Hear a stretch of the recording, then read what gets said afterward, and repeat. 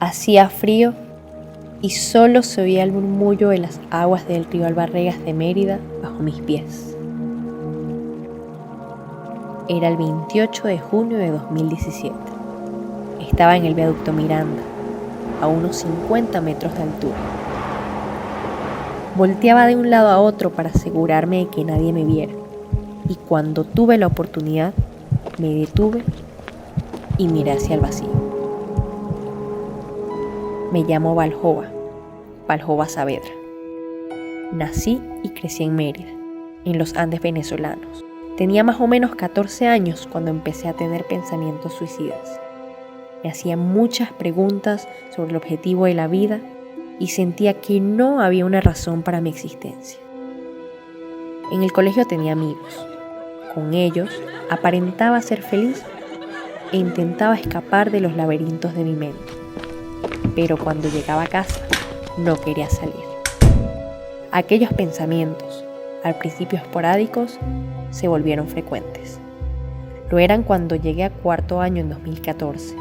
Ese año se produjo una oleada de protestas en Venezuela por la inflación, la escasez de alimentos y medicinas, la corrupción y el abuso de las fuerzas de seguridad. Mucha gente salió a protestar. En el Paseo La Feria, en Mérida, cerca de mi casa, los enfrentamientos entre jóvenes y cuerpos de seguridad del Estado eran muy violentos. Por eso, tuve que irme al otro lado de la ciudad, a la casa de mi abuela. Allá estuve mientras las cosas se calmaron. Cerré mi cuenta de Twitter porque me costaba ver tanta masacre. Hubo miles de protestas en el país, cientos de detenidos, y según el Ministerio Público, 43 personas murieron. Yo me sentía agobiada, prisionera, molesta, con miedo, y reflexionaba, ¿qué está pasando con mi país?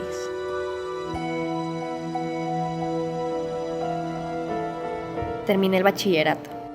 En apariencia estaba bien, pero seguía sintiendo una tristeza profunda y siempre andaba ansiosa. Se lo conté a muchas personas. Con mis padres lo hablé un par de veces. Me llevaron con una psicóloga que me remitió a un psiquiatra, pero él no notó nada que hubiera que atender. O eso dijo. Entonces sentí que el problema era yo. Mi vida, con todos esos pensamientos, siguió andando. Entré a la Universidad de los Andes a estudiar física, la carrera que yo quería, y durante el primer año me sentí muy bien.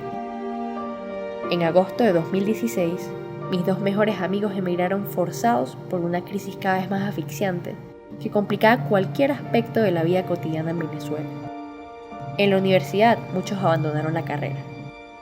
Varios de mis compañeros no pudieron mantenerse en Mérida porque no eran de la ciudad y no podían costear los gastos. Sentí que me quedé sola.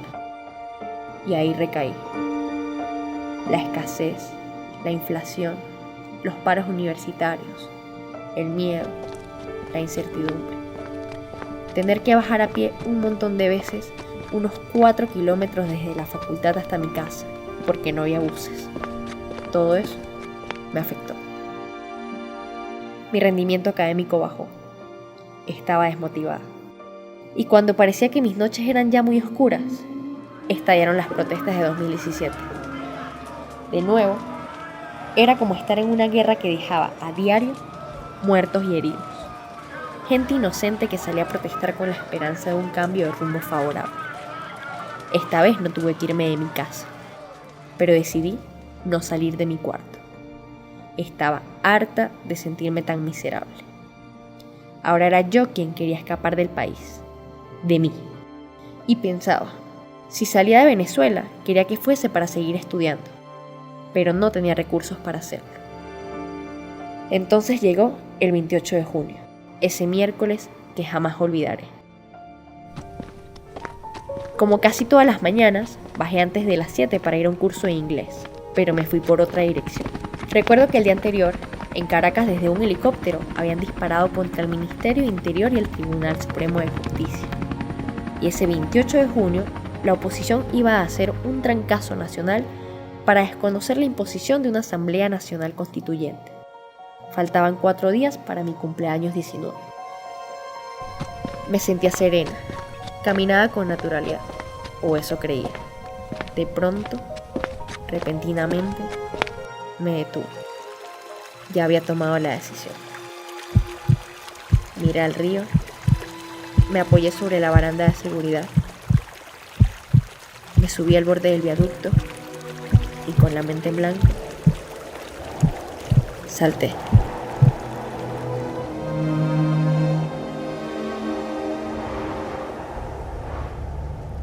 Las cosas que pasaron después no las recuerdo muy bien. Quizá por instinto de supervivencia, me agarré a una piedra mientras el río seguía su cauce. Cuando levanté la cabeza, vi personas que me miraban. Aturdida, escuché el grito de un bombero que me decía: "No te sueltes, aguanta". El siguiente recuerdo que tengo es el de estar sobre la camilla rodeada de más bomberos, que justo ese día, como todos los miércoles, habían ido a la brigada contra incendios que está debajo del viaducto. Cuando volví en mí, estaba en una ambulancia camino al hospital y los paramédicos me preguntaban mi edad, mi dirección, números telefónicos de contacto. Todo eso se los alcancé a responder. No recuerdo más nada sino hasta el momento en el que estaba con mi mamá en el hospital. Me abrazaba suavemente. Le pedí perdón por lo que había hecho. Ella me decía que no me preocupara, que estuviese tranquila, que cualquiera que fuese la decisión de mi cuerpo, ella la iba a aceptar.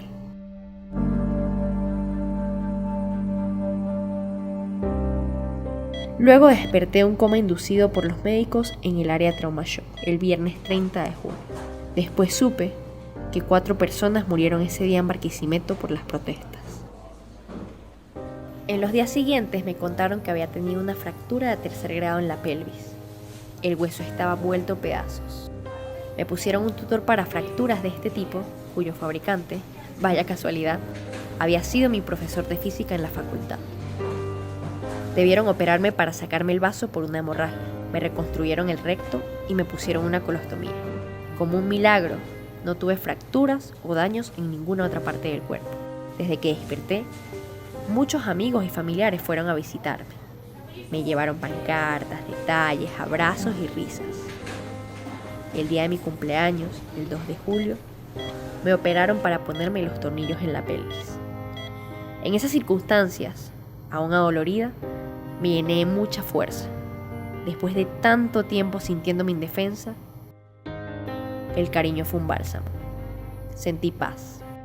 A los 10 días ya podía ser dada de alta médica, pero por las precarias condiciones sanitarias del hospital universitario, contraje varias bacterias que retrasaron mi recuperación.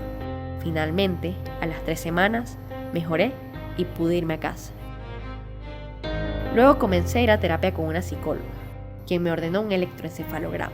El examen arrojó una disritmia cerebral, una anomalía en el ritmo de las ondas cerebrales, en ocasiones asociada a la epilepsia, que en mi caso genera síndromes de ansiedad que ahora trato con fármacos. 3 meses después de la fractura, me puse de pie y empecé a caminar. Fue una alegría inmensa, mi cuerpo y mi mente se estaban recuperando rápido. Hoy puedo caminar bien. No tengo ningún problema fisiológico derivado de la caída. Cada vez que tengo la oportunidad bailo. Me gusta mucho la salsa. En agosto de 2019, estando en mi 6º semestre en la ULA, apliqué para una beca para estudiar ingeniería física en Foz do Iguazú, en Brasil. Un mes después me aceptaron y el 1 de febrero de 2020 llegué a ese país. La pandemia de COVID-19 retrasó mis estudios. Ser migrante en este contexto es un gran desafío, pero estoy decidida a seguir tras mis sueños. He tenido recaídas, pero sigo en tratamiento con antidepresivos y continúo con las terapias que me ayudan y me sirven de apoyo. Esa parte de mí que antes no entendía y me causó tanto dolor se mantiene tranquila. A pesar que ahora vivo sola, ya no siento soledad. Estoy lejos y a salvo. La protagonista de este relato, Valjoba Saavedra, prefirió no grabarlo con su propia voz, pero autorizó que fuera narrado por Paula Rangel. La historia forma parte de La Emergencia Silenciosa, un proyecto editorial desarrollado por la Red de Narradores de la Vida de Nos, en el tercer año del programa formativo La Vida de Nos Itinerante.